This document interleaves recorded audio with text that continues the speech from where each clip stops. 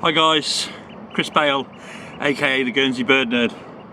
The video you're about to watch I filmed a few days ago, and it just goes to show that anything can drop into a reserve or in front of you at this brilliant time of year. It's an exciting time of year, so do watch through to the end and enjoy it. I hope it inspires you to get out when you can and take a closer look. Enjoy. Guys, I'm at the Hyde at my local nature reserve. This Hyde's literally 150 yards from my house. It's a nature reserve called the Claremont. It's beautiful, it can be busy. It's not particularly busy today. A few snipe, still a couple of teal around. Shell ducks all started to pair up, so they'll start to get territorial. Coots, I should see coots from my bedroom this morning. One of them chasing a heron away. So yeah, everything's feeling a bit brutish, a bit above its station. It's a bit quiet this afternoon, but it's just beautiful. So I thought I'd just walk around, see what's going on, maybe catch Chetty's warbler. Sometimes I haven't heard it singing much down this end. On the back of the reserve, there's a road that runs around the back, which we walk around every day. I've heard it back there a few times. I say it could easily be several Chetty's warblers. But sometimes hard to know. There's lots of birdsong, lots of sparrows, chaffinch, wren. I've got my camera with me just in case something pops up.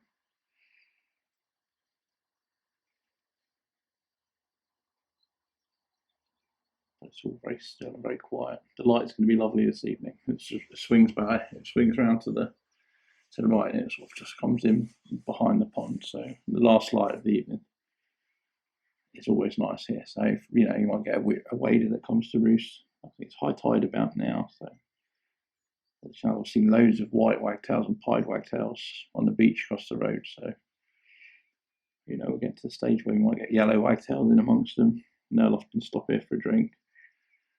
So not without optimism, there could be something drops in at any moment. If not, what a beautiful place just to spend some time and have some thoughts and take it all in, really. Feel blessed, feel lucky, count your blessings.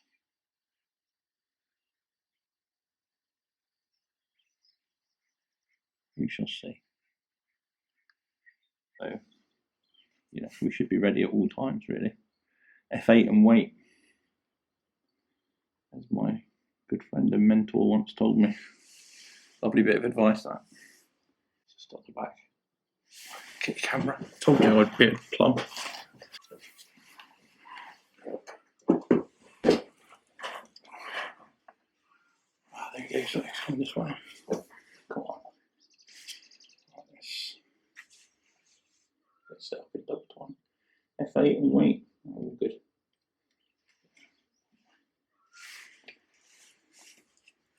He's turned around again. Such a handsome bird. Male Marsh Harriers, they get paler as they get older. They get more white feathers. And this one's been here for a few years now. It's wrong in Jersey. It's got a Jersey ring on it. Come down here. Come and see me. Just getting autofocus on him. It's quite a busy background along here. He's coming right over. Back the other way. But yeah, he's you just get more majestic and handsome every year. A couple of teal, male and a female. So the male teal always look really nice this time of year. But all waterfowl do this time of year. When they come into their breeding plumage, when they turn up in the autumn, it's always exciting to see them and think, they're going over winter or they're passing through on the autumn migration. But most birds on the autumn migration look a bit tatty, a little bit scruffy, because they're going into a molt, so they're getting rid of all their summer feathers. Or they've just spent the whole summer raising a brood of chicks or two and flying thousands of miles, and they just look knackered and warm. But at this time of year, when everything's burst into life and it's time to breathe, and that, it's really cool to see them in their full like colours and looking resplendent. So teal are the smallest duck in Europe, but they look really smart. They're coming down this way, so it might be worth grabbing a couple of shots if they get a little bit closer. I'll show you what the male teal looks like. Smart looking bird. They're going to fly off in a minute. Starting to bob their heads. Right.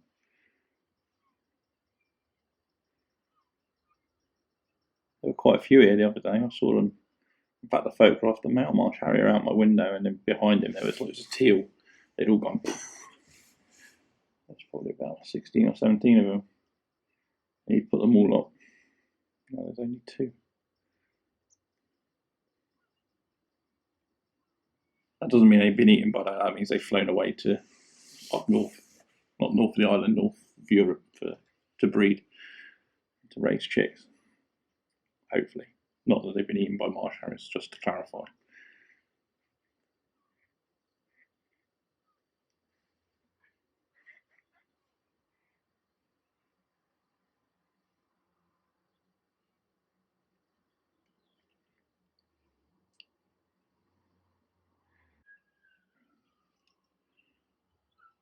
As the sun drops here, I posted a photo on my Facebook today. It's actually my what do they call it? Not your profile picture. What's that other one called at the top of your page? Your thingy picture. I can't remember what it's called. I remember it. That was taken here. It's just a common old coot. But when the sun drops here, the bank of reeds down the side there just reflects perfectly into the water with golden colour. Oh, hang on.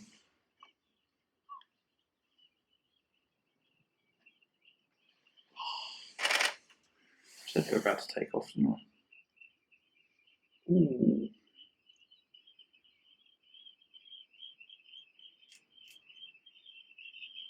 Just check the eye. You know what?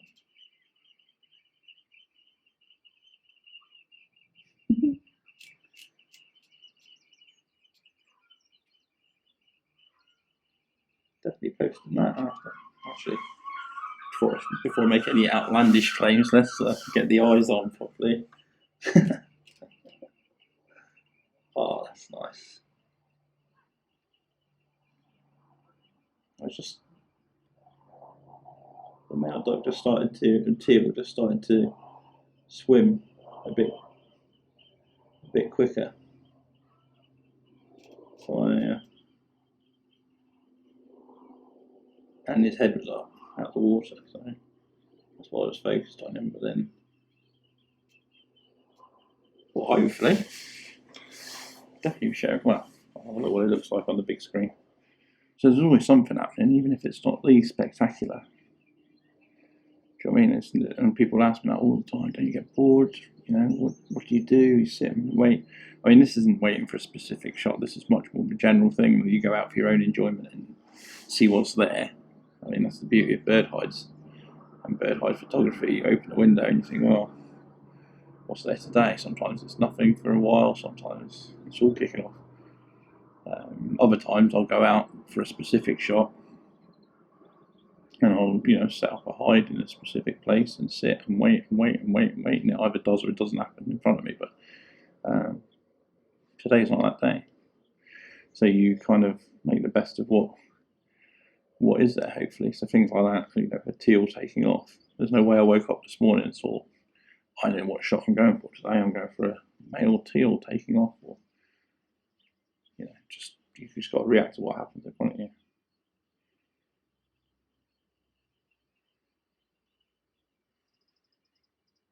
And I'm partly just showing off for the camera. Probably wouldn't have even been looking in the camera if you weren't there. If I'm honest, I'd just be watching and go, oh yeah, there's some teal. That sounds a bit poor, but probably true. So at this juncture I was clearly having fun, but action was a bit thin on the ground. The next half hour saw 2 pairs of shell duck feuding over territory. which is quite exciting, and I filmed it.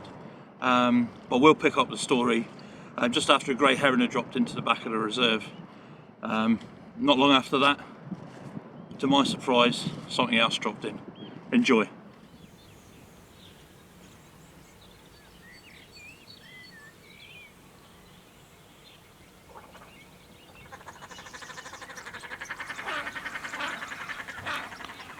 There's 3 little egrets coming this way as well.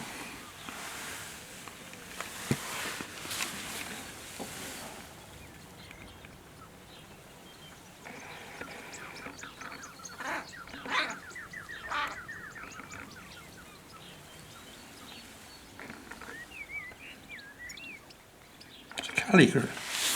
It's cattle egrets, bloody hell. No way. I didn't mean to swear there. That's 3 cattle egrets. Just turned up. I haven't even looked at them through the bins yet. Holy moly. Told you, if you wait, good things come to those who wait. Look at that. 3 cattle egrets has come in and landed.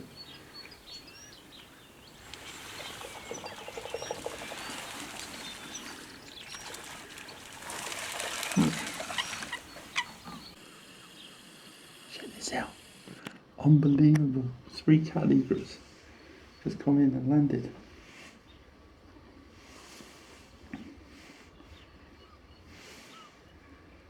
This is so exciting, guys. Honestly, we don't see cattle egrets often. We see them every year, and sometimes even over winter. But to see 3 come in, and I just sort of called them and thought, that's actually 3 little egrets coming in, because I was filming a heron. And as soon as I saw that sort of peachy colour on their plumes,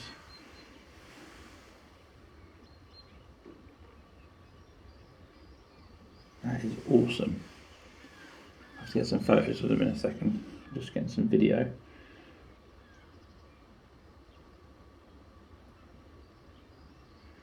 Because they'll probably come to have a clean and whatever if they've flown across the channel. But as the name would suggest, they're cattle egrets. They're most at home in and around cattle.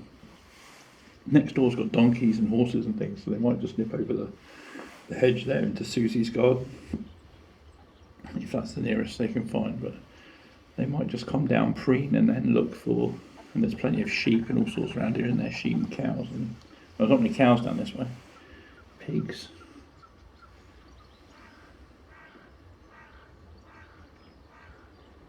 That is so cool though.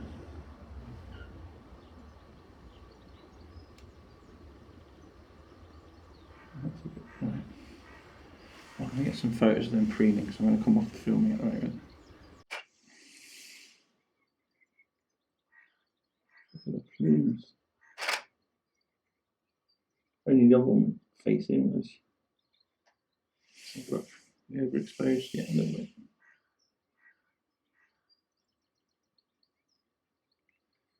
Let's move that focal point.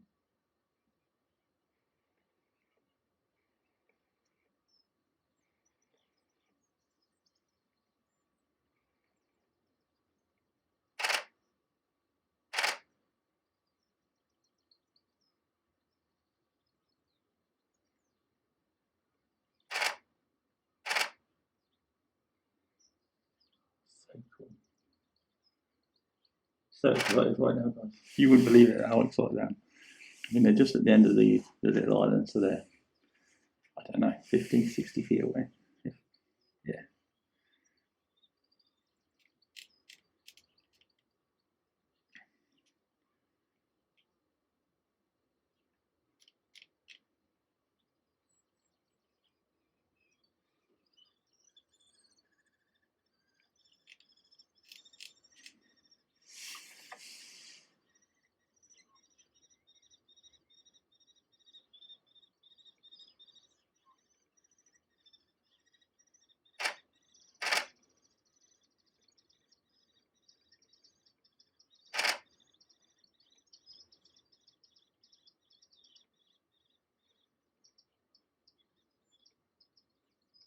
Oh, just turn the other way a bit.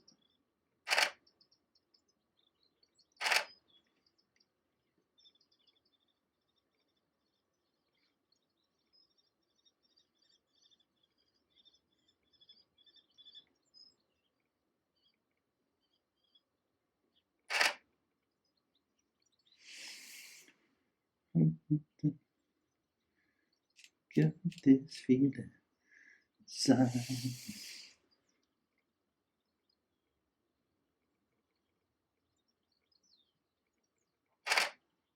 Wow.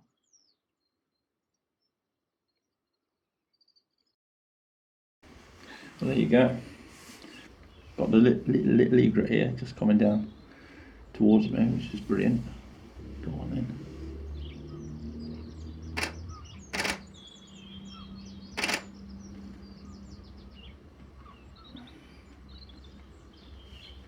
It's too close. Said no bird photographer ever. I might still get him if he crouches. And I might even get a bit of a reflection in. Oh, he's got that beautiful pink on his beak as well. What they get in the breeding season.